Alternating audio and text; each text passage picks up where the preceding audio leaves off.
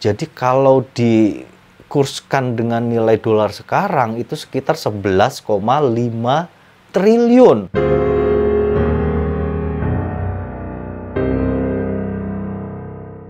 Hello guys, welcome to my channel. Gimana kabar kalian semua, sehat? Sip, mantap. Kali ini guys, gua mau bercerita tentang salah satu koruptor legendaris di Indonesia. Orang ini sampai detik ini tidak tertangkap guys, tepatnya selama 24 tahun perburuannya. Pria ini bernama Edi Tansil. Edi Tansil ini dilahirkan pada tanggal 2 Februari tahun 1953 di Makassar. Dia mempunyai nama lahir Tan Chu Hong dan Tan Chu Huang gitu. Jadi ada dua nama gitu. Pada saat muda dia itu merantau ke Jakarta. Nah, di Jakarta ini rupanya dia memang sudah mempunyai darah bisnis yang kental gitu ya. Hingga dia sebenarnya cukup sukses loh di Jakarta. Dia sempat menjadi seorang produsen bajai dan produsen becak gitu. Sempat dijuluki juga sebagai juragan becak waktu itu. Pada saat itu usahanya berkembang cukup pesat. Setelah itu dia mengembangkan bisnisnya ini menjadi sempat mempunyai ini, dia bekerja sama dengan perakitan sepeda motor gitu loh. Jadi alat-alat sepeda motor dia mendistribusikan itu ke seluruh Indonesia, dan kerjasamanya waktu itu dengan merek yang ternama ya, bukan merek abal-abal. Kemudian ada satu cobaan dalam dunia bisnisnya. Saat itu Gubernur DKI Jakarta yang bernama Ali Sadikin melarang masuknya bajai dan becak ke ruas-ruas jalan utama di ibu kota. Nah, saat itulah Edi Tansil ini mulai terpuruk bisnisnya. Tapi saat itu dia tertolong, dia juga mempunyai usaha percetakan baja. Kemudian setelah itu dengan usaha percetakan baja ini yang cukup berkembang lagi, dia melebarkan sayapnya ke Tiongkok. Di Tiongkok ini, tepatnya di kota Fujian, dia mendirikan satu pabrik bir.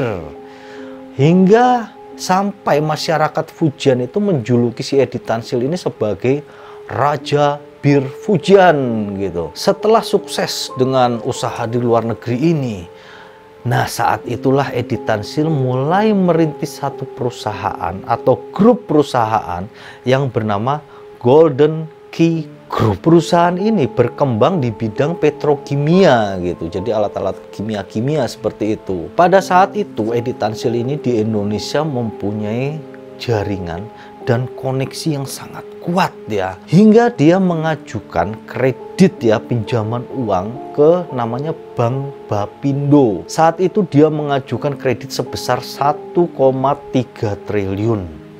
Jadi kalau dikurskan dengan nilai dolar sekarang itu sekitar 11,5 triliun atau 11.500 miliar gitu.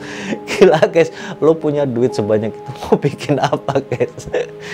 Dan sebenarnya guys ya, aturan untuk mengajukan kredit itu kita harus punya seperti agunan, seperti apa gitu ya untuk persyaratan kredit itu. Pada saat itu Edi Tansil enggak. Dia tidak menggunakan agunan apapun. Dan pinjamannya itu bisa cair gitu aja. Menurut gua ya, kalau misalnya orang biasa tidak punya backingan itu nggak mungkin guys. Nggak mungkin bisa mencairkan dengan cara seperti itu dan jumlah sebesar itu. Setelah pinjaman itu keluar, kan ada data ya, tiap bulan harus bayar berapa gitu kan untuk nyicil utang tersebut. Hingga suatu ketika si Edi Tansil ini mengalami kredit macet, gagal bayar. Dari situlah mulai diusut kasus tentang pinjaman Edi Tansil ini. Akhirnya disitulah terbongkar. Gue nggak bisa bilang terbongkar karena belum terbongkar sebenarnya kasus ini gitu. Jadi diusut, ini kok bisa Edi Tansil ini mendapatkan pinjaman sebesar ini dengan mudahnya. Dari situlah kasus ini melebar kemana-mana. Sampai melibatkan beberapa pejabat penting Indonesia pada saat itu. Ada beberapa pejabat tinggi dari Bapindo yang terlibat. Kemudian pada tahun 1994 Edi Tansil pun disidangkan dengan kasusnya ini. Saat itu dia dijatuhi hukuman penjara selama 20 tahun dan harus membayar denda sebanyak 500 miliar plus semua aset dari Edi Tansil ini harus disita. Cuman pada saat itu pengadilan Indonesia ini sempat gigit jari ya, karena ternyata aset itu dari Edi Tansil ini jumlahnya itu hanya 100 miliaran doang. Jadi jauh banget dengan kerugian yang didapat oleh negara. Selama di masa penjara ini ya, sekitar tahun 95 waktu itu, Edi Tansil ini dikabarkan mendapatkan perlakuan yang istimewa, seperti ruangan penjaranya ini ber-AC. Kemudian dia dapat fasilitas kunjungan keluarga yang boleh tiap hari gitu. Biasanya umumnya kan seminggu sekali, ini mau bebas aja tiap hari boleh gitu. Kemudian karena ketahuan ya, dia ketahuan, si Edi Tansil ini mendapatkan perilaku yang istimewa di penjara. Akhirnya Edi Tansil ini diberikan pengawalan atau pengawasan khusus selama di penjara. Jadi dalam mengawasi si Edi Tansil ini, para sipir penjara ini istilahnya lebih intens gitu loh, lebih memperhatikan dia gitu. Hingga waktu berlalu hingga tahun 1996, tepatnya bulan Mei pada tanggal 2. Pada waktu itu, dokter penjara mendapatkan kunjungan dari Edi Tansil untuk memeriksa kesehatannya. Saat itu Edi Tansil diperiksa, ternyata dia mengidap gitu gangguan jantung. Hingga dokter dari penjara ini menyarankan atau merujuk Edi Tansil untuk diperiksa di Rumah Sakit Harapan Kita. Itu pada tanggal 2 Mei ya. Kemudian keesokan harinya berdasarkan rujukan dari dokter penjara itu, Edi Tansil ini menuju Rumah Sakit Harapan Kita dengan kawalan yang sangat ketat dari pihak penjara. Kemudian pada tanggal 4 Mei tahun 1996, Edi Tansil ini mengendarai mobil dari kepala sipir Cipinang saat itu.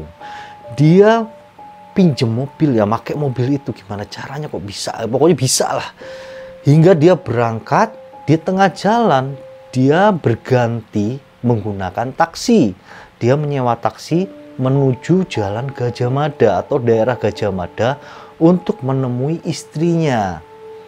Setelah menemui istrinya, dia pun pergi ke daerah Pecenongan untuk ke rumahnya ya, rumah merangkap kantornya gitu, tempat usahanya. Dia sempat menemui beberapa karyawannya di sana dan bersalaman untuk pamit. Kemudian pada tanggal 6 Mei tahun 1996, saat itulah hari di mana media massa Indonesia ini digegerkan dengan kaburnya Edi Tansil ini. Jadi konon Edi Tansil ini kabur keluar Indonesia itu melalui Batam. Dia melalui Batam, kemudian di sana sudah ada sebuah perahu yang entah disiapkan siapa gitu ya.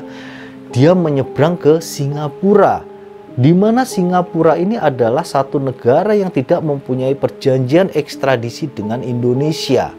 Jadi maksud gua, misalnya ada buronan yang kabur ke Singapura, dia akan aman karena tidak ada perjanjian ekstradisi kerjasama dengan Indonesia. Nah, detail dari pelariannya, konon ya, pada saat itu kok bisa Edi Tansil ini menyeberang ke Singapura gitu loh.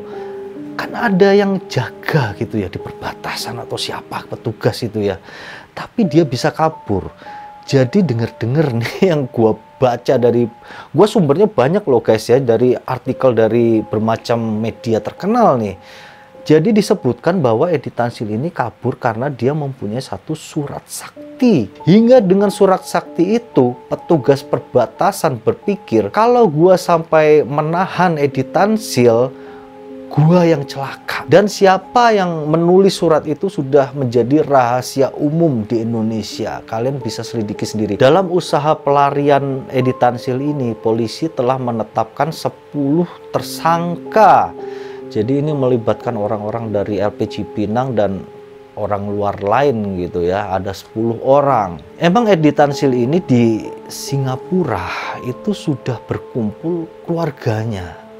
Jadi sejak si Edi Tansil ini pada tahun 1994 ketahuan bahwa dia itu korupsi, dia langsung memboyong keluarganya, terutama anak-anaknya ini langsung dipindahkan ke Singapura semua. Hingga sejak saat itu, Edi Tansil ini menjadi buronan koruptor terbesar di Indonesia.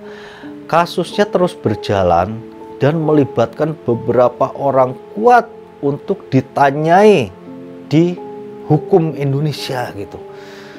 Cuman sampai saat ini nggak ada titik terang, guys. Jadi kalau dari tahun 1996 sampai sekarang berarti udah 24 tahun loh. Itu nggak ada kabar titik terang sama sekali. Ada beberapa jejak yang ditemukan selama pelarian Edi Tansil ini. Pertama adalah pada tanggal 28 Desember tahun 1998. Ada namanya LSM Gempita. Mereka ini menemukan bahwa Edi Tansil ini berada di Provinsi Fujian, China. Dia mengelola perusahaan bir miliknya. Kemudian berdasarkan info dari LSM Gempita ini, akhirnya Indonesia meminta bantuan ke Interpol Beijing untuk mencari keberadaan dari Edi Tansil ini. Akan tetapi dari tahun 1999 itu ya, dari sejak pelaporan polisi Indonesia ke Interpol China itu hingga ke tahun 2005 itu kasusnya kayak yang nguap aja gitu loh. Nggak ada titik terang info sama sekali tentang Edi Tansil ini. Padahal udah ketahuan loh guys posisi dia ada di mana gitu. Hingga pada tahun 2005, Edi Tansil ini rupanya tidak jera-jera ya dengan kelakuan yang dia lakukan di Indonesia. Dia melakukan penipuan yang sama di Cina. Dia mengajukan kredit ke Bank of China sebesar 1 triliun lebih. Hingga sama dengan di Indonesia. Pinjaman dia ini pun akhirnya macet dan bermasalah. Kemudian pada tahun 2006, Pusat Pelaporan dan Analisis Transaksi Keuangan Indonesia saat itu sempat mendeteksi ada aliran dana yang dikirimkan atau ditransfer dari China atas nama Edi Tansil ke Indonesia. Cuman nggak tahu ini di Indonesia penerimanya siapa. Yang jelas jumlahnya itu super besar. Kemudian pada tanggal 27 September tahun 2007, keberadaan Edi Tansil ini kembali terdeteksi berada di Kabupaten Fucheng, Provinsi Hebei. Kemudian 4 tahun dari tahun 2007, tepatnya tahun 2011 ya, tanggal 8 September, itu Indonesia meminta Edi Tansil ini untuk diekstradisi ke Indonesia. Mereka meminta pengajuan ini ke Interpol Cina. Lagi-lagi hingga ke 4 tahun kemudian, tepatnya tahun 2015, itu tidak ada kabar atau titik terang sama sekali dari Interpol China tentang Edi Tansil ini. Hingga tahun 2015, Kejaksaan Agung sempat mengirimkan seorang jaksa senior untuk menemui Edi Tansil ini di China. Tapi pertemuan itu kemudian batal. Emang orang ini licin banget ya, kayak belut guys menurut gua, atau memang belut ya ini.